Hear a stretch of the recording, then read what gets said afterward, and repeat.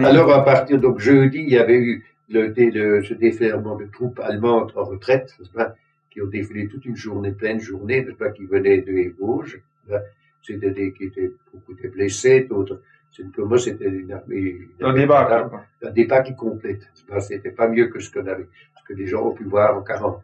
Un débat qui complète. C'est ça. Mais à côté de ça, il y avait quand même ceux qui étaient encore en fonction, de qui étaient là, qui occupaient quand même le pays. Qui occupaient le pays. Alors, c'était ces troupes qui revenaient, on les emmenait en Allemagne, pour les recréer. On avait néanmoins un sentiment que... Ah ben, c'était pour nous, c'était déjà fini. La guerre était quasiment finie. Ça avait bien d'être fini, on se demandait seulement comment ça finirait. Alors là, ils ont défilé toute une journée, Kinderkitschler, Karikschler hinterdoor. Ab und zu had sie Kittel de piquet, net, had sie lief Kittel de piquet, n'est-ce pas? Ce qu'ils avaient encore volé au dernier moment, net om so fortune, et puis il y avait beaucoup qui étaient un peu blessés, n'est-ce pas? Franchement, n'est-ce pas? Et il n'y avait plus que Trilmic, aussi de Durchgelaufen, ils ont commencé le matin, jusqu'au soir, ils devaient aller sur Célestin, et pas Marcosem, passer le rond. Et jusqu'à samedi, à Bar, il y avait des unités encore allemandes. Il y avait encore des unités allemandes qui sont parties. Les derniers sont partis samedi. Donc pratiquement Bar était à ce moment-là, il ne restait qu'un petit détachement qui tenait la poste, comme la poste des téléphonistes qui étaient là et avec qui on pouvait parler, on pouvait téléphoner. Ils transmettaient encore les téléphones. Oui, et les communications marchaient encore. Oui, marchaient encore. Et il y avait encore quelques troupes, mais pratiquement pas grand-chose. Il y avait une compagnie de santé, je crois. Eh ben oui, alors cela était resté jusqu'au samedi après-midi. Et avec ceux-là, j'avais travaillé pendant une dizaine de jours. Et parce que quand j'avais des gens à transporter en ambulance qui ne pouvaient plus sortir, eux, ils me transportaient. Alors, le dernier samedi, je l'ai encore fait, envoyé aussi des gens, ik encore, dus ik heb nog heimgeschickt vom Spital, dus die jetzt weg als het doel, hier weiß nicht, was passiert. Par l'intermédiaire des Allemands. Des Allemands, ce sont les ambulances allemandes qu'ils ont portées, les derniers sont partis. Alors, eux sont partis. Je ne sais pas où ils sont allés à ce moment-là. Et c'était un groupe de médecins qui était très sympathique, d'ailleurs, à ce moment-là, il y avait qui jouait magnifiquement piano.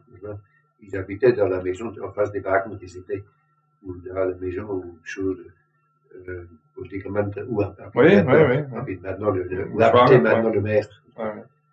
Là-dedans, dans le rez-de-chaussée. Donc, ceux-là sont partis, et alors il n'y avait plus pratiquement plus grand-chose. Mais il y a quand même encore eu, dans la nuit du samedi à dimanche, des bombardements. Il y avait toujours, parce que les Américains tiraient déjà dessus. Nous tiraient déjà dessus. Oui, mais il n'y avait plus d'Allemands. Il y avait quand même des Allemands qui étaient encore un peu partout. C'était pas encore un front organisé. Ça. Parce que, mais il y avait un front. Mais ils venaient ingebrochen, net zo. Ils venaient de tous les côtés, ils poussaient.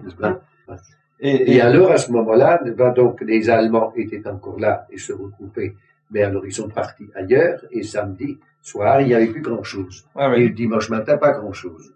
Il y avait quelques troupes qui tenaient les barrages, c'était peut-être c'est même pas une compagnie, c'était quelques isolés qui restaient, qui gardaient encore les communications, et il y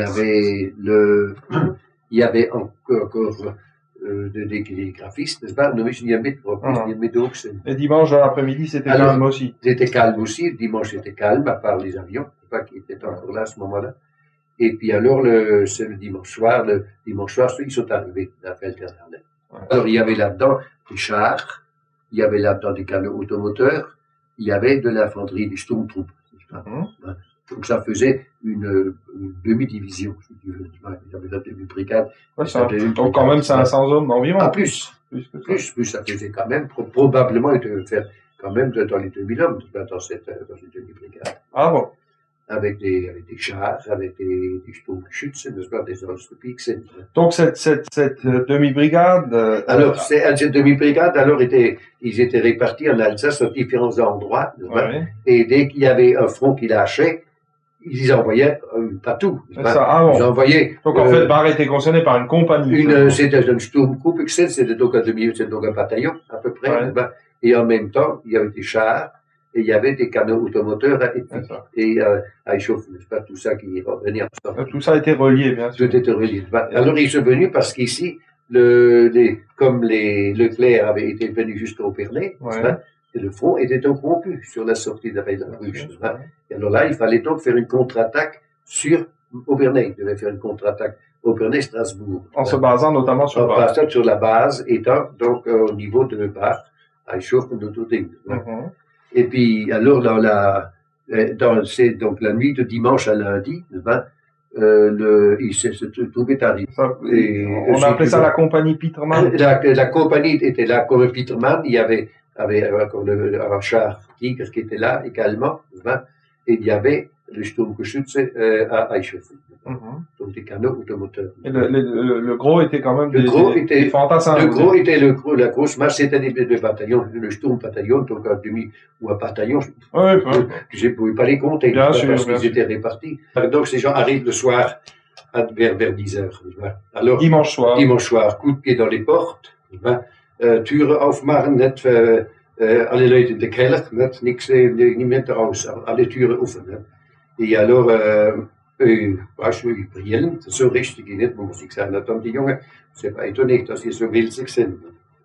Et à ce moment-là, donc, ils sont installés alors dans des maisons, und le lendemain matin, c'est dit au il y avait des fenêtres. Alors tout était fermé, les portes des choses de la ville étaient bloquées depuis 48 heures, on ne pouvait plus sortir de part. Alors c'était bloqué complètement. Alors on ne pouvait plus sortir. Et alors il y avait donc un char Tigre qui se promenait dans l'avenue de la gare, de la rue de la promenade. Vous voyez, derrière l'hôpital, c'est au-dessus, c'est une mur, et alors, donc ils sont installés. Et alors, ils ont été, l'après-midi, les Américains ont commencé, l'après-midi, à attaquer Gerpiller. Et là, le Beleiter est venu à Bach demander de l'aide à ces gens-là. C'est pour ça que Gerpiller a été détruit. Gerpiller. Donc, le Ortsgrundleiter de Gerpiller. Gerpiller, oui. Ah, oui. Dat is nog komen, net als Hansi, troepen ondergeschikt. Et ceux-là, alors, sont opposés aux Américains. Les Américains pensaient passer par la route, par Saint-Pierre, bien sûr. Pour risquer, c'est-à-dire, ils venaient d'Aubernay. Ils venaient d'Aubernay. Et voulaient remonter sur Saint-Pierre, mais d'aller vers Célestin. C'était le but. Et ils ont envoyé des troupes l'après-midi, et alors ils ont arrêté les Américains à Kerpiller. Les Américains n'ont pas pu passer, ils ont perdu quelques chars aussi là-bas, ils n'ont pas pu avancer. Ils ont fait sauter le pont l'après-midi. Et toutes les maisons qui étaient déjà incendiées, tout ça part au départ. Et le soir, c'était donc, il y avait une ligne d'arrêt, les Allemands d'un côté et quelques Américains, quelques chars américains, la plupart étaient repartis, mais quelques-uns étaient restés en position.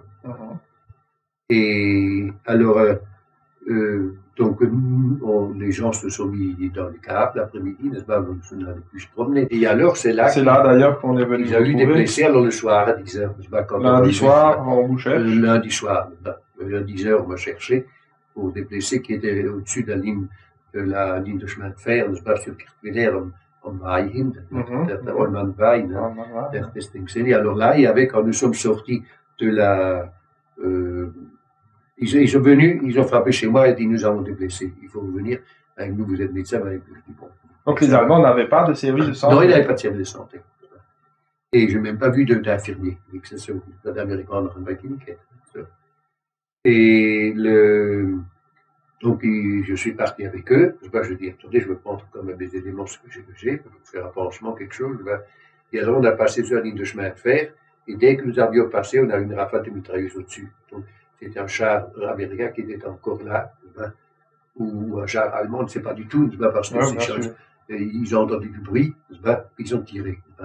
Alors, j'ai dit, écoutez, maintenant, pour se jeter par terre, j'ai dit, écoutez, ces gens que vous avez là, on ne va pas les laisser ramener derrière la ligne de chemin de fer, nous étions juste à 10 mètres de la ligne de chemin de fer, en blé. En blé, côté bas. Nous étions de côté Kerpiller. Bien sûr, Alors, je dis, ramenez-les, et puis alors, quand on vous a ramené, je dis, écoutez, là, je ne peux rien faire, mais je me suis organisé de l'hôpital à me l'aider là-bas. Et alors, ils les ont ramenés. Et vous vous étiez organisé dans le cadre? Oui, j'avais fait installer une petite pièce d'opération pour pouvoir opérer le minimum, ne pas faire des pansements ou faire quelque chose. Ce n'était pas une simple opération, mais il y avait une table gynécologique qui était là, n'est-ce pas? Et puis j'avais pris des médicaments, il y avait coudre, il y avait de quoi faire une petite intervention. Ah oui. Donc lundi soir, vous aviez une dizaine de blessés. Oui, revenus dans la nuit, ça a duré toute la nuit, n'est-ce pas? Il y en a qui partaient. Et il y en a qui repartaient, ils venaient du pansement, prenaient une tasse de café, n'est-ce pas, puis ils repartaient. Et ils repartaient. Frisch, früh, Combat. Eigentlich wieder zurückkommen, 2 Stunden nachher, hat man schon wieder Schuss gehabt, n'est-ce pas? Und ist noch am Lac.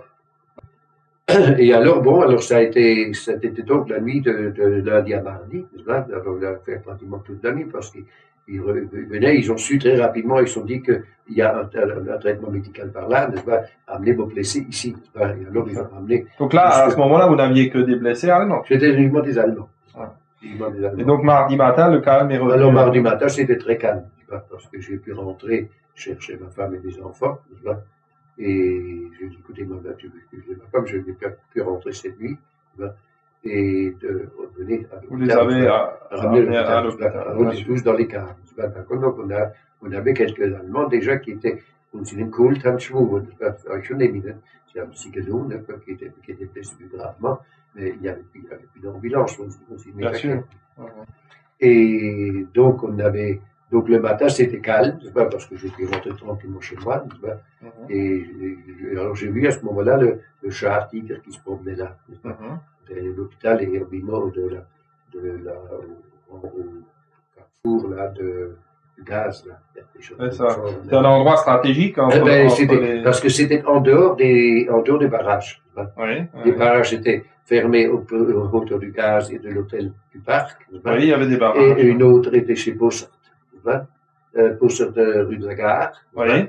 Et une autre était alors sur le Ferreichenstein. Tout ça, c'était barré. Et donc, à ce moment-là, les Allemands étaient là ils avaient déjà installé des canons anti-chars, des trucs pareils, n'est-ce pas, des anti-chemins à dire. Surtout dans les maisons, quoi. Oui, mais non, les canons anti-chars étaient sur les barrages. Mais dans les maisons, ils attendaient dans les maisons. Ils étaient au premier étage avec des bazookas. C'est ça. Et donc, vers 14 heures. Vers 2 heures de l'après-midi, on a entendu subitement ce bruit. Un bruit de ferraille, que nous avons entendu de l'hôpital. Alors, remontant au premier étage, on a pu voir qu'il y avait un incendie déjà. C'était un village neuf qui brûlait déjà. Et c'est les Américains qui venaient par la route de Reichenstein. Voilà. Comme ils ne pouvaient pas passer, l'autre était paré à Guerpillère, les Allemands. Par les passage, le pont avait sauté, donc ils sont venus privilégier l'axe de Heiligenstein. Oui, ils sont venus parce qu'ils n'avaient pas d'autre. La village Kaufel étant sur la route de Heiligenstein. Oui, là c'était la dernière maison à ce moment-là. Au début de l'après-midi, ils avaient encore cherché des hommes pour faire des parages. Les Allemands qui étaient encore là cherchaient des hommes pour faire un parage sur Heiligenstein. Et quand ils sont arrivés là-haut, une vingtaine d'hommes sont montés là-haut. En bas, c'était donc le Melanti, n'est-ce pas? En bas, les Allemands tiraient à Kertwiller, und c'était une autre chose, de la route. Et alors, quand les sorties sont arrivés, les Allemands disent, mais qu'est-ce qui vous envoie ici? Vous êtes fous? Ça, c'est beleid. Donc, de dagen, ils avaient envoyé le Pougège, qui est nos fourtes, qui est notre, aus der Heimkommen. Et alors, donc, le lendemain, ils sont donc arrivés là, à ces barrages, donc là, il y a eu de la bagarre. Donc le premier char qui est entré près de Wilm. Le premier char était déjà, il y avait déjà des chars qui étaient déjà avant Wilm, qui étaient déjà en l'air. Parce qu'il y avait déjà des chars avaient déjà été atteints même au niveau du barrage à hauteur de la Campantine, le chemin de la Chapelle, là où il y avait le sport. C'était là le premier arrêt. Et là, il y avait déjà le char à enfoncer, mais vraiment il était mis. Il a été tout de suite mis en l'air. Et alors, ils sont descendus, et alors, ils se sont arrêtés à un moment donné, les premiers chars devant de la maison Wilm, à côté de la folie Marco, se bloquer. Et là, alors là, ils attendaient les ordres. Et puis, à un moment donné, ils sont partis en ville. Et alors là, c'était la bagarre, le carnage. C'est ça. Et voilà. C'est bien un char américain qui a tiré sur le bâtiment? C'est des chars américains, oui, parce qu'ils venaient de la route de la rue Sud, et alors les Allemands étaient là et tiraient, et alors ils ont tiré, et puis alors ils ont mis le feu en tirant. Bien sûr, d'accord. Et alors le feu a commencé surtout en bas, parce qu'ils avaient mis des réserves d'archives, de Strasbourg, c'était rempli de papier, tout le bas, tout ça peut brûler. D'accord. Donc devant l'hôpital, un char aussi était l'hôpital avait 4 porte, chars hein? qui ont été placés devant. Il y en avait un devant la poste, il y avait 2 devant l'hôpital et l'autre chez Bourse. Parce Donc, que là, c'était un croisement. Puis alors, les Allemands avaient installé, donc derrière le mur de l'hôpital, il y avait le char Tigre qui tirait. Ouais. Et lui qui a descendu d'ailleurs les chars américains. Et il y avait dans la ferme de l'hôpital qui était à côté, qui n'existe plus. Il y avait une ferme où les Allemands avaient mis dans la matinée 2 mitrailleuses lourdes au premier étage. Et ceux-là avaient directement l'enfilade de la rue de la Gare, c'est-à-dire vers la ville. Et ils avaient aussi au-dessus du mur le vue sur le carrefour de la poste. Et alors, quand les chars sont venus, ceux-là tiraient avec des mitrailleuses lourdes. Et donc, à ce moment-là, les Américains répondaient avec les canons. Bien sûr. Mais les Allemands étaient dans l'intérieur de la ville, dans les maisons, puis ils tiraient sur des chars avec des parachutes. Ah oui. Donc l'hôpital aussi a souffert. Il n'y avait plus de vitres, il n'y avait plus rien devant. Oui. Alors les combats ont duré l'après-midi. Ça a duré toute l'après-midi. Et alors, à un moment donné, les gens ne pouvaient pas sortir parce que les chars explosaient. Et les chars ont dû exploser pendant 6 ou 7 heures. Ah oui. Alors, les chars qui brûlaient. Pour 5 heures, les chars étaient déjà un peu arrêtés. Et les Allemands, leur Sturmbataillon, les canons automoteurs, et qui avaient démoli les chars qui venaient rue de la Gare, étaient déjà repartis à Reichshofen à ce moment-là. Quand la nuit est venue, les Allemands se sont retirés. Avec Iteba. Oui, mais ils étaient encore dans certaines maisons sur la périphérie. Ils étaient encore dans le vignoble, ils étaient encore là, ils étaient avant toute une journée. Mais le gros était reparti vers Reichshofen. C'est ça. Donc, globalement, 13 chars avaient été détruits. 14 chars avaient été détruits. Ouais. Le Tigre aussi? Non, le Tigre il a pu s'en sortir. Il a pu s'en sortir. Les Allemands l'ont même utilisé après à Moschwir. Alors, il a été capturé par les Français après. Alors, bon, vous aviez donc, comme dit, à l'hôpital, forcément des blessés des deux camps. Oui, des deux camps. C'était donc ce mardi dans la soirée, les choses étaient réglées. Dans la nuit, on a amené les blessés. Parce que mercredi, le calme était... c'était fini. C'était pas fini, parce que les Allemands leur bombardaient de nouveau la ville. Ah bon? Mercredi matin. Parce qu'en sortant, ça va être ingeschlagen. Si c'était à Gertwiller, à Mittelbergheim, ils tirent encore sur la ville. Et il y avait, pendant des combats, il y avait une unité